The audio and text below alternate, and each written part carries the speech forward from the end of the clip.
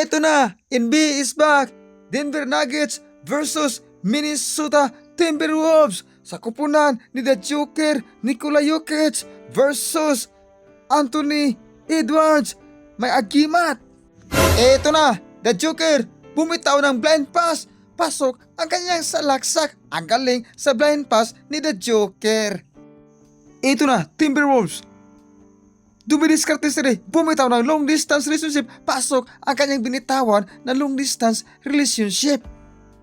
Under di saya, ang mga mister ay naglalaba. Eto na, sumasalaksak.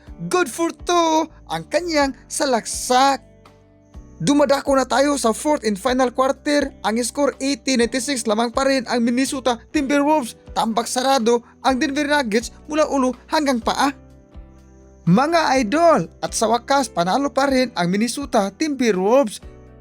Congratulations Anthony Edwards, kahit hindi ka pa naglalaro pero panalo ang Timberwolves. Aray ko, sakit ng ginawa mo.